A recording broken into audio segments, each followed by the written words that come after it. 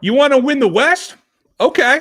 It starts right here, right now. You got to get Denver out of the way, and you got to make a statement to the rest of this league that, holy cow, you are not done. These Kansas City Chiefs are real. We're going to get into today along with the game plan right here.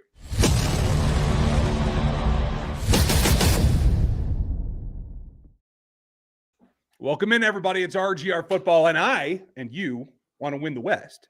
So I'm looking for that decade long. I don't care much else about what happens to the AFC West other than I want that title. I can live with the number 5 seed if I need to get it. But we're going to blow it all out, talk about it all, and give you a little bit of an update as of about half an hour ago. Dan, nice to see you. How's everything hanging, and are you ready? Guys, I'm sorry about missing Monday. We have, this is the getting into the holiday season, right? There's lots of stuff that comes up, family things that always happen. So just hang in there. I think that this year with the move and everything, it's been a little bit more unpredictable as in the past. So we're gonna keep hanging on with you guys and do everything we can to make sure we give you the content that really the content you guys sign up for. But I'm doing good. It's Friday. I had a procedure done today, guys, so I'm bouncing back from that. If you guys know anything about me, you know I have Crohn's disease, so you can use your imagination to determine what that was. But I'm doing all right. I'd rather not. I'm good. Check it. I'm good. Well, I'm glad you're sorted out. Things are getting sorted out as well. We're going to go through attacking the Broncos and what should and shouldn't be, what must and must not be. But I want to start real quick because a lot of you are asking me about this. And so we're just going to tell you what we think. This is it. About 20 minutes ago, I got this email. This is the official transaction. This is a termination for visa via the waiver system. This is on the 14th, today, Friday. Deadline was 3 p.m. Central. The previous day, it was allowed that Colin Saunders was put onto waivers. And so this, while the language is not here, effectively means that Colin Saunders has not been claimed and he is free and available and should be on a plane to Kansas City right about now. So if you're down by the corporate airport, by the river, let us know if you see him. Other than that, I think that's, maybe we'll just start there. I said it on social media. It's a no-brainer. How do you feel about Colin Saunders? Yeah, I mean, if you look at the construction of the defensive line room, yes, it's a no-brainer because they don't have anybody else that can really do anything. And that's not me saying that it's a great idea to bring Colin Saunders back. I'm saying based on what they have, it's a good idea. In general, it's a fine idea. However, if you look at what the Chiefs have done, it tells you they didn't plan very well for this season because they went and traded for Derek Nottie. They cut Mike Pennell. When Mike Pennell got cut, oh, by the way, hey, you go ahead and come back. Hey, Colin Saunders gets cut. If he comes back, guess what? It's because they didn't plan very well. And Jerry Tillery, like I said before when he was signed, isn't going to give you enough of what you're looking for. And that's exactly the situation the Chiefs have found themselves in. So they put a lot of eggs into the Omar Norman Lott basket, and then they made that basket heavy with rocks, and it broke apart. So we're seeing what happens. That's a 1 strike, 2 strike, 3 strikes that you're bringing back old dudes because you didn't have a viable solution. You put all your money on Omar Norman Lott, and injuries happen, folks. This is the NFL. Yeah. This is not a Sunday stroll. So I'm 100% with you. Bezoza was kind, appreciate folks. You. We might answer a question or two if you guys have them. Super Chats will definitely get an answer here today. Brady, we're going to go through our game plan here first, and this will definitely come up, but I'm going to tell you exactly why here in just a second. So let's start game plan. A couple of things. We used to go 1 through 4. We're just going to we might have more than that. I have a tendency to talk too much. So since I have a bunch, we'll just start there with Josh Simmons. He's been out every day of practice. He's been full go every time. I expect him to start. There's no reason why he shouldn't. And yes, he is the answer, more so than Jalen Moore is, at left tackle to try to combat what Cooper and Benito can do. Benito in particular, because I think Benito has a little bit better get off, and he can attack that outside shoulder and get to a point where he can turn faster.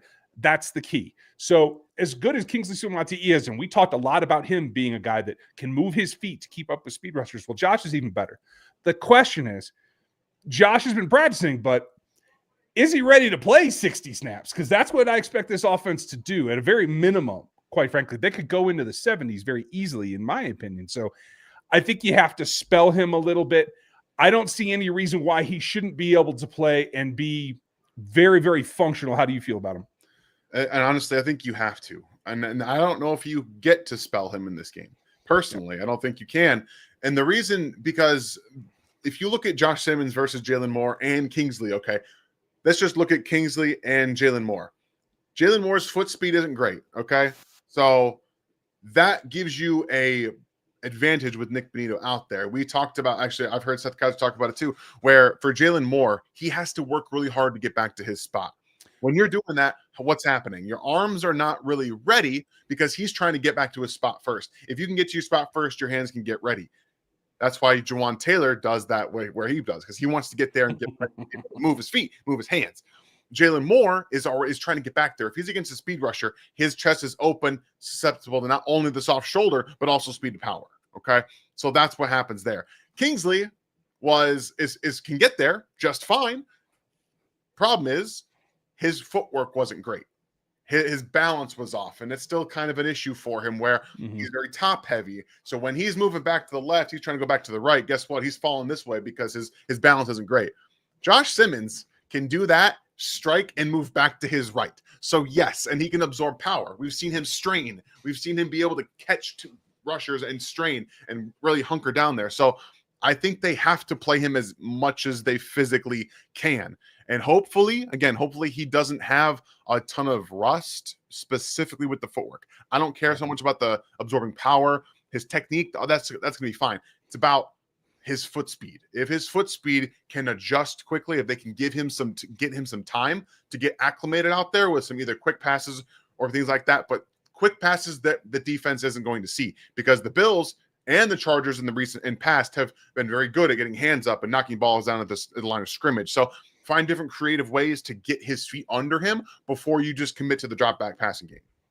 Yeah, and that it can change the angle very subtly.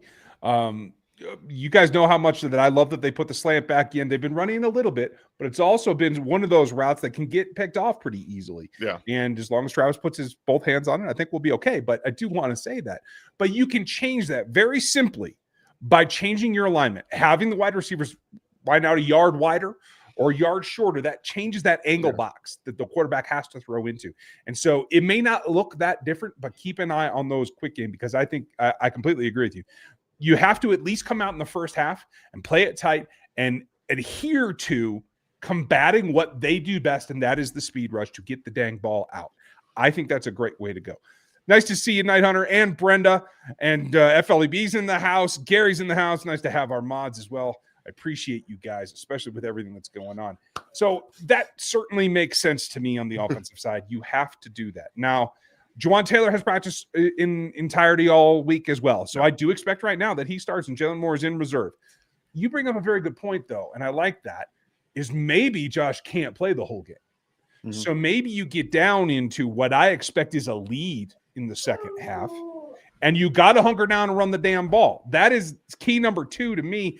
And maybe that actually plays into Jalen coming in and spelling Josh a little bit in the second half and just hunkering down and running the ball at him a little bit, particularly Zach Allen. At the end of the day, guys, we have been talking about this for not just this year, it's been years. It's really bad this year, though. But if you look around the league, what are teams doing? They are getting in heavy personnel. They're getting a lot of teams are getting fullbacks onto the field, and they are running the football. They're running it at linebackers. What are the Chiefs doing? Running from shotgun and actually not running the football when it works. So they are trying to fight against the grain here when defenses are saying, here's a light box, run the football, because you have Patrick Mahomes and we'd rather you beat us in the run game than have Patrick Mahomes beat us. And they are objectively ignoring that. No. What happens? Go ahead. You go ahead. No, you're fine. I'll comment. I'll get to it in a minute. Yeah, no. This is the entirety of how football is cyclical.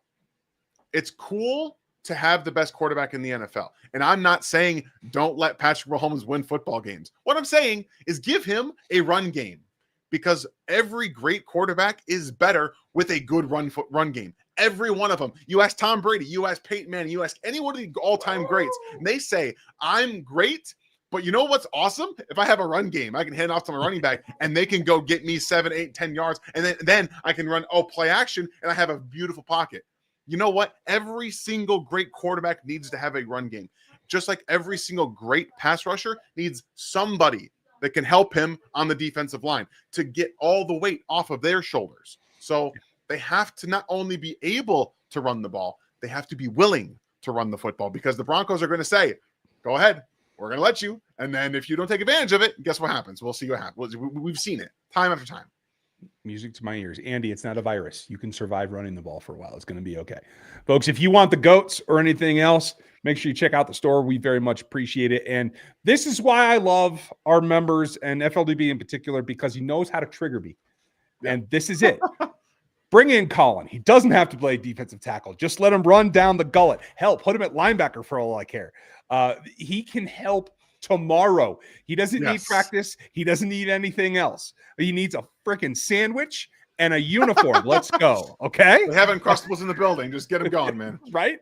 We're good at that point. So, all right. I appreciate that. And I sincerely do hope they bring him back. My guess is it's in the plan. It's just too easy not to. If you can bring Mike Pennell back, you might as well bring back Colin. It's going to be about as expensive. So nothing against Colin. I don't think he can demand a whole lot of market right now. So we'll see what happens. Now, secondarily, as you said, it is about the pass rush. It's the same thing on the Chiefs side. Everyone's up in arms about Chris Jones and him only having 2 sacks and 29 pressures on the season. Yeah. And that's because he's doing his job. He is the marquee pass rusher, and they're doubling him, and they're taking him out of this process. The way that you make that stop is you make them pay by someone else. Now, George is producing pressure. In fact, George is only 4 pressures behind Benito. The problem is they have Benito that's 4 ahead of him. They have Allen that's 3 behind him, and they have Cooper that's 6 behind him. That's the problem, is they have 3 guys producing that level of pressure, and so George has to continue to do it. We need to see one of George's best games here, because he's facing the worst offensive blocker on their line in McGlinchey, and he's got to go take advantage of it to get Chris a little bit of breathing room. I think if George can tool it up, he's going to have a day, and I think, quite frankly, even though I like Bo Nix and I liked him coming out, I think he's a little shell-shocked, and I think he's holding the ball a little bit too long, and I think there's an opportunity to get after him this week.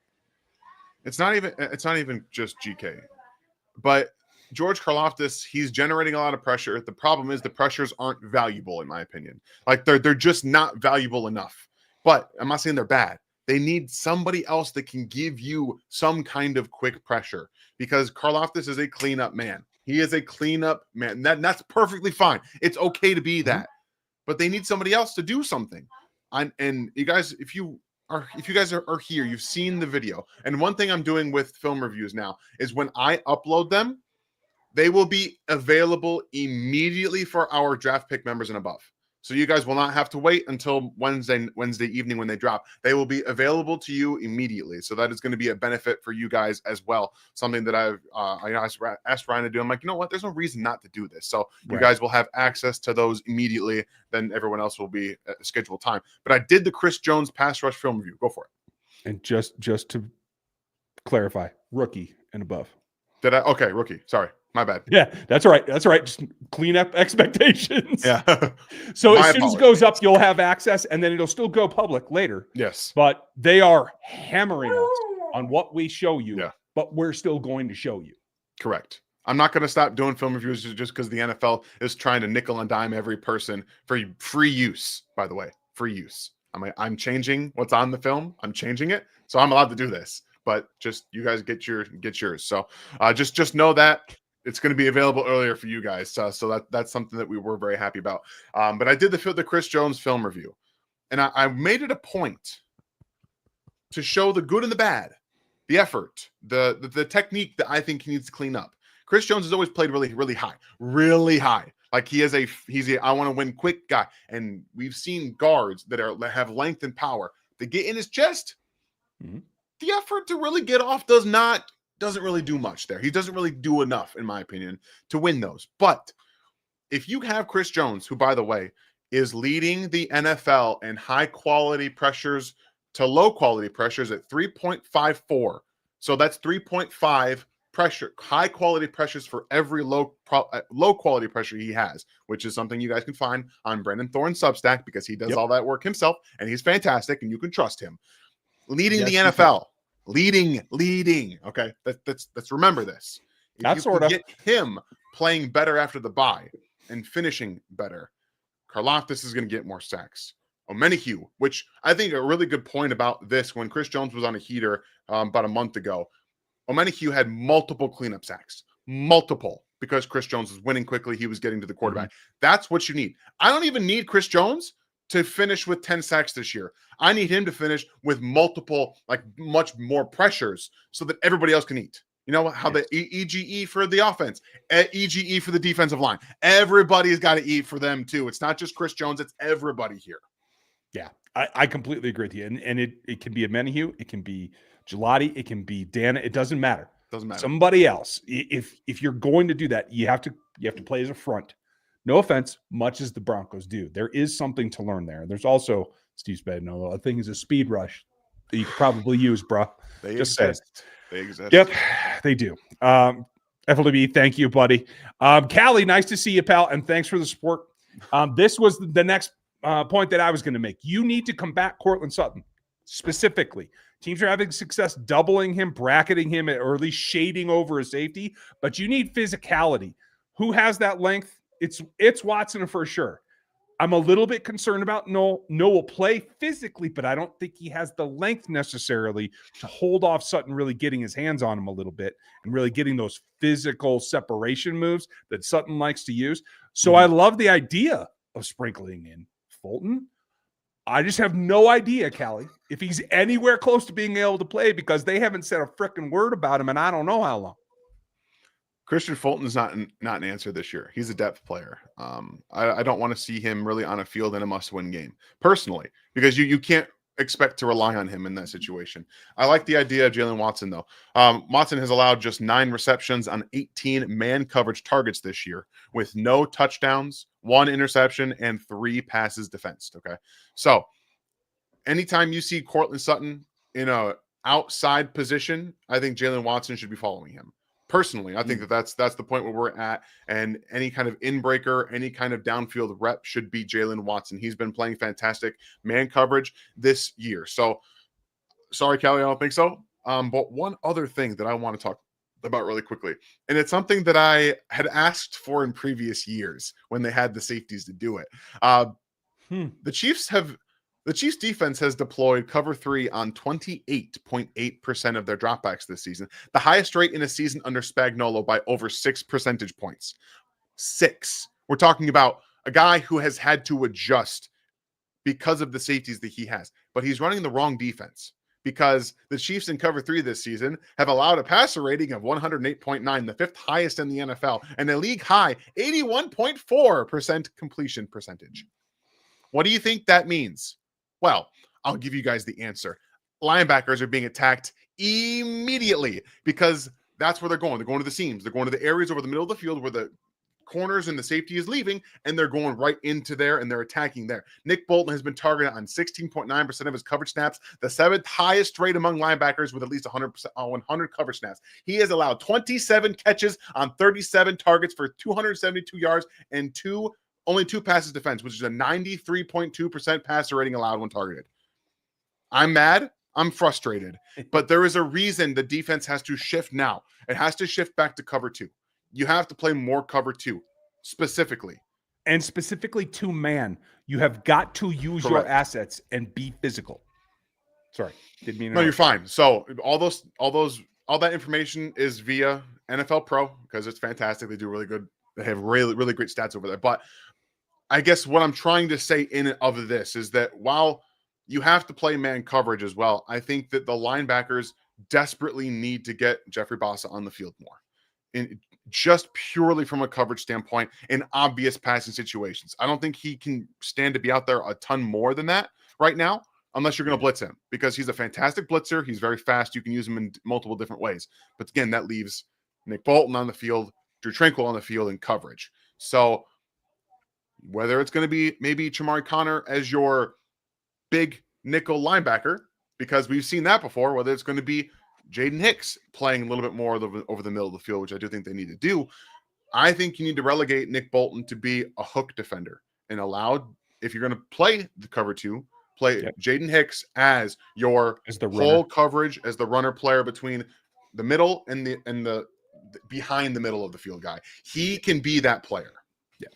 Honestly, I think Cook can too, because if we're talking about combining that with doubling Sutton and that's or shading over the top, I want to see CRW be able to do that. Because if you get physical with Sutton early in the rep, I think CRW can recognize and go take the ball away. I think Bo Nix is going to give them 3 or 4 opportunities to take the ball away.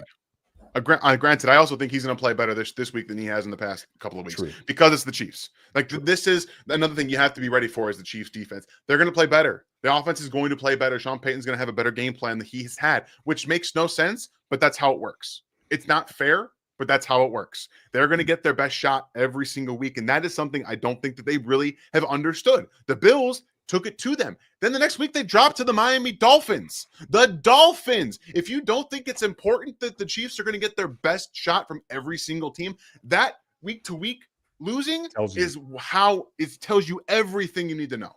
Yeah, absolutely.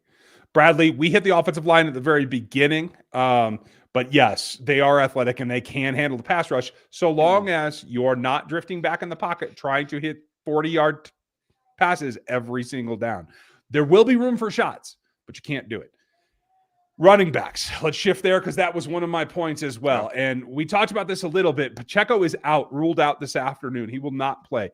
So it is Kareem Hunt. And as much as I'm happy with Hunt, and there was a nice graphic that went out today or this week about his EPA per touch. Yeah. And he is number 2 in the NFL. The problem is you can't use him too much or that will plummet like a freaking rock. So the answer, as Mike is talking about, as Zoza is talking about, is Brashard Smith. And the problem is, I don't know if they're ready to take the reins off. I feel like they still have him with blinders on. They just want to use him a touch, make somebody get worried, and they're not really ready to turn the spigot on. I feel like this is more a January thing than it is a right now thing. Am I wrong? Are you more optimistic than me? I mean, I'm not more optimistic than you, but I think that they might not have a choice. Let's hope that they react to that. Okay. Before we're going to get to Hannah's question, and thank you, Hannah. It's nice to see you guys. We are live. We appreciate you guys being here. Check out Brunt and our sponsors. I'll have a new commercial for you here next week, and we're going to be live post-game like we always are. We're going to be live for the Q&A. I know it's been a down week, and we're coming off the bye, but that's what we're getting into. So before we go on to the next topic on the offensive side, is there anything, Dan, left in your game plan that we got to cover? I don't think so. I mean, we talked about the running the football. Like that's, and I know the pass is going to be there, right? Like in terms of they're going to have theirs, but I think they have to be able to run the football properly and make the Broncos respect it. And the way that I think they have to do that is attacking the linebackers. You know, Singleton's not going to be available for this full game. So you might have to maybe attack outside, make those linebackers run left to right, and then again, attack the edges with Brashard Smith. Maybe you can find ways to move them that way. What's up, Frog Man? Nice to see you. Okay, Hannah's going to uncap the cluster bomb here. So appreciate you, Hannah. Thanks for the support. Thornton needs more snaps versus Brown. Why? If you look at graph of wide receivers' ability to separate by coverage, both man and zone, Thornton is way better. And I do not disagree with you in any way. But here's the thing. Thornton can't do all the things they ask Hollywood to do. Hollywood is running drags. He's running outs. He's playing that quicker twitch possession role that Juju plays. They need that when Thornton's running overs and X is running overs and Rasheed is trying to get loose across the middle and you're trying to find Trav whenever you can, right? So it's not that the individual performance in my mind, Hannah. I would like to see Thornton play more myself. I think because of the way they need to use him now with Rice back and X out there, I feel like they feel Brown plays a different role and they can't use Thornton as much. Yeah, I feel like, like you said, like Hollywood Brown's playing better football right now recently too. Like he's playing better. And Thornton, I think, is a better player at this point with more upside than Hollywood Brown. But I think that Thornton giving you more downfield real downfield stuff with like contested catchability, the catch radius, things like that is something they do need down the field. I think this week in particular, with the speed of that pass rush, I don't think they can afford to wait on those routes. And I'm not trying to say Thornton's slow, because he certainly is not. And there will be opportunities for him here. I just don't think they can get away with it, because I don't think the line can hold up for 3.5 seconds to let him get 60 yards down the field. So I don't know. It's tough. It's a tough situation to put yourself in, because they do want to be aggressive. They do want to attack down the field, but you have to kind of set that up. And I think that right now, the way that they set it up is short pass, short pass, short pass, take a deep pass, but that doesn't help your offensive line get better. The run game will. So we'll see. Right, I agree. But this is on the same topic as what I'm looking at. And I want to get into what we talked about on draft day and what the Broncos did specifically. We talked about everybody in the West bringing in running backs so they could hold the ball or try to hold the ball. Well, they're not going to have Dobbins in this week. They're going to have Harvey. And the problem that I want to illustrate here is you cannot underestimate, because it's not J.K. Dobbins.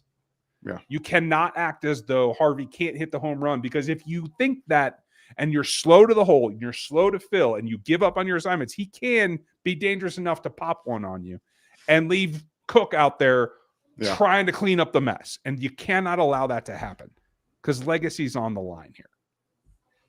One thing we always know is that it feels like the Chiefs don't take everything seriously. After the bye, right now, this is, again, I've tweeted it out, this is a must-win football game. You can't allow any type of idea that they're not going to come out with their best effort, with their, regardless of the players out there, regardless of the running back. And Harvey is a fine running back. I think he was overdrafted, but he's good enough, again, to get into space and make you miss, and make you one guy miss, and then he takes it chunk yards. That's what they're going to be looking to do. They want to run the football, because that will set everything up for Bo Nix. It will take the pressure off of him to be perfect in this football game, and that's what frees him up. So I agree. To Hannah's secondary point, and thank you again, Hannah, Thornton science means he could be better at yak. He could be. But his yak has to be a little bit different. He has to survive contact and run through it. Whereas Hollywood has a little bit more shake to him. You know what I mean? Like he can produce missed tackles, but in a different way, by either outrunning them to a spot and turning the corner, or making someone miss. He doesn't make a ton of that miss. So you're right. It's probably a toss-up in my mind. But Xavier's the guy that I want to highlight, because not only did they bring in all these running backs, but the other thing the Broncos did is they went out and they got Jahdae Barron.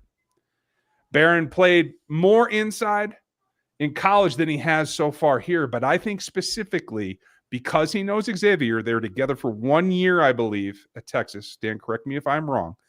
I think they went out to get somebody who knows Xavier and how he works, even though he's evolved since he came in the league.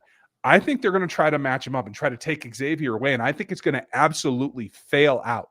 And I think the guy who might have the most explosive game here is Xavier Worthy. I don't know if it's going to be him, only because of his ankle. His ankle has been doing a lot of the damage of what makes him the most effective.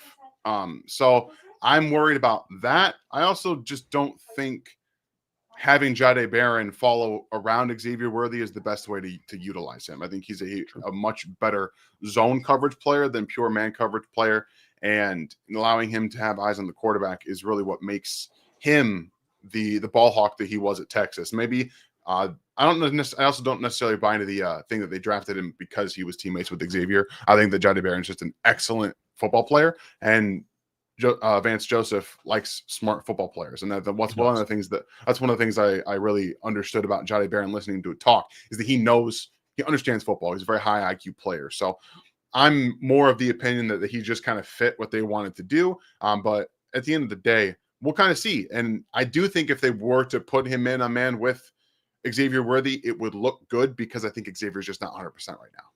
Yeah, I agree. I don't think it's significant, though. And from what I'm hearing, he's going to play. It's not a question. Like, it's not even consideration at this point. So I'm hoping that means another day of rehab, he should be good to go, is my point, and be nearly to that point. So we'll find out. And you got a good point. He has been playing through a lot this year, and kudos to him for that. Frog, I don't think so. I haven't heard anything about Rice. He's not on the injury report. There's nothing wrong with Rice that I am aware of. Have you heard anything else, Dan? Not at all. Nothing about Okay. Rashee Rice injury, nothing. Yeah. Okay. Then I'm happy with that. So this comes down to then motivation. And this is what it means for me, because we're already so far down the road having 9 straight AFC West titles. There's nobody that can argue that a decade straight has to be up there with a goal. You knocked Peyton Manning into retirement. You have taken every blow the AFC West has thrown at you, including drafting new quarterbacks, changing coaches, changing GMs, and you've been able to survive it. The icing on the cake, the exclamation point, the hey, don't forget who the hell we are, is winning a 10th straight. And I think that matters to Andy. It certainly matters to me. Do you think it should matter to them this week? This does, yes. I think so. You need some extra motivation right now. You're 5-4. You're coming off a pretty, I would say, embarrassing loss to the Bills, where you got manhandled for the most part. I know the score was what it was, but it was not very close in my mind. There was a very key turning point, and after that, they got physically dominated. And this is a game where the Broncos are going to try to do the exact same. They're going to try to do the exact same, because then if the Broncos come out and they physically manhandled you on both sides of the football, that's what everyone's going to be talking about. They're going to be talking about how you can just bully the Chiefs. They're not going to be able to win football games if you play more physically than them and take it to them. They can't let that happen. And I don't think that they're going to, but this has to be the game right now after the bye week that you take it seriously. It's not starting in December. It has to start now. Yeah, it absolutely has to. Final injury report is out. The only designation is for Isaiah Pacheco on the Chiefs side. On the Broncos side, Nate Atkins is out, the tight end. Dobbins is out. Ellis is out, as is Singleton. So 2 linebackers out for the Broncos, as well as Pat Surtain. This defense is hurting. You have to go show who you are against a hurting defense. Last time they did that, good things happened. I think they have to come out. And for me, Dan, I think game scripting is more important this week than most, because I think you have to do 2 things. You have to win this game, and you have to be convincing in it. And you have to make sure that you are doing it in a way that sends a message not just to the Broncos who are on the field and having to fight through it and in a situation. You have to send a message to the rest of the league. And for me, that means that the first 15 has to be tight, and it has to be explosive. It is not about feeling out what they're going to give you. It's about saying, we are taking this. That means run up the middle, and it means hitting Rice, Kels, and glancing patterns for anybody else, hopefully X, but we'll find out, so that your patience is wearing on them. Your ability to just take what they give you and hit it and go and wear them out early. They need to build a lead. They need to keep that pedal down and just like tape. I'll give them a roll of Gorilla Tape. Just tape your foot to the floor and keep it on the entire time. They have to do this for the rest of the league to take notice that, yes, we're going to run this table and take the West. Yeah, it's not just about, winning the game, right? You have to be the team that everyone feared you to be before you lost to the Bills. That's what this has to be. You can't allow the Bills game to derail the rest of your season. And it hasn't before. It hasn't in the past. They've been able to come out and correct their issues after the Bills pretty much every single year. That has to continue. But I am concerned that being out physical by a team that shouldn't be out, they got out physical by Miami. They got out physical by Miami. Let's say that again. They got out physical by Miami, a team that is known to be weak. And they were talking, the Lions were talking about them in those joint practices, saying how they were a very weak pushover football team. And the Bills got dominated by them physically. Yeah. If the Chiefs continue to allow teams to outwork them, to out game plan them, to be very honest, you aren't going to go very far this year. That's just how that works. You have to come out with the right corrections and getting everything in the right spot, and also show everyone that Bo Nix is not very good, because apparently he's still not playing well, but nobody seems to care. It is time to make that a point so that everyone understands that, the Broncos wagon is tied to Bo Nix. That might not be a great thing. Dan, Hannah wanted to shout you out for your Chris Jones work, and I agree with her. Appreciate that, and thank you very much. Thanks very much. An FLDB, I don't know, maybe you were on late. I put this out earlier before when I got the message. He is out there. I'm guessing he's on a plane to Kansas City right about now because Would be I my honestly guess. think they could sign him tonight and he could play on Sunday. Like, I don't think there's any doubt in my mind. I heard people talking about, like, well, maybe he's injured. I know the Jaguars just don't know what the hell they're doing. Okay. Yeah. Let's be honest. And I honestly don't know if the Saints did before either. So that said, there's your update. Dan, what do you think is going to happen in this game? Oh man, this is I don't necessarily know what's going to happen because I am not sure I trust the Chiefs right yet. I know that's hard for me to hard to say and vocalize for everybody. However, I do think that this bye week is exactly what they needed. Andy Reid is, we know, great after a bye, I believe 14-2. After as a head coach after a bye, which is always great to see. At least in Kansas City, I think that's accurate. But it's going to be a tough game. I'm not sure how many points the Chiefs are going to score, but I know the Broncos can't really score even against this defense. I think that Spags is going to have a very good game plan for Bo Nix for that offense. So I'm not so concerned on that part. The game will tell me how wrong I am, as it usually does. But I do foresee the Chiefs getting out to a lead early in this football game. Like you said, the first 15, honestly, the first half is the most important. If you can force the Broncos to have to come back in this football game, much like picture this like the Chiefs versus Ravens AFC Championship game a few years ago. That is the mentality you have to have. You have to get the first 2 possessions, go score. Go do it now. And if you do that, the Broncos, I don't think, have the firepower and quarterback play to get back to that score. So I think the Chiefs are going to win this game 24-10, and it's not going to look all that convincing. I do think they can get to 24 points, though. Gotcha. I definitely think that they can, and I think it's going to break them. I think that if they run their script and they do the things that we talk about, including hitting all these different receivers and attacking where everybody isn't, and yes, running the ball up the middle with backup linebackers in there. I don't care who they are. They're backup linebackers. I also think that you can attack Zach Allen against the run because I don't think he's quite as stable. And I do think the physicality, if you run the ball and attack them with tempo in the first half, you will wear them down. You will build up a lead. I think there's going to be a little bit of somebody's going to make a mistake. Sutton's going to get loose. More likely, Franklin's going to get loose on somebody. They're going to have a big play or two. But in the end, I think they're going to be struggling to catch up. I think the Chiefs get to 28, and I think it's probably 17 or 20 at the end as the Broncos are trying to make a run for it. Chiefs win easily and do send that statement. What do you guys think? Let us know in the comments because this is going to be on rewatch in about 5.5 seconds. So we know what you guys think in the chat, but put it in the comments as well, and we would appreciate it. Dan, any last thoughts from you? Just don't, again, I'm going to say it again, don't allow the Bills game to derail the rest of the season. Like, just enjoy, go back to having fun. I think that this team desperately needs to have fun. That's the only way I think that they can get to their potential, both on defense and on offense. When they are having fun, that's when it looks easy. That's when they're doing everything right. It's even running the football. So just go out there, have a little bit of fun, and allow yourselves to not get bogged down by a 5-4 record and the Bills game. Like, just to let this happen, let everything actually show on the field, because this is a good football team. And I still believe this is the best football team that Patrick Mahomes has ever played with. I still believe it's the most talented. The record doesn't show it, but I think are seeing everything there for that to be true. Yeah, I agree with you. Folks, I hope you're ready. I hope you have a great weekend. We're going to be live after the game. Lot going on here. We'll probably go right directly after. So be ready, be prepped. We're going to be ready. Dan, have a great weekend. We'll catch you guys all next time. Thanks for watching this video from the team at RGR Football.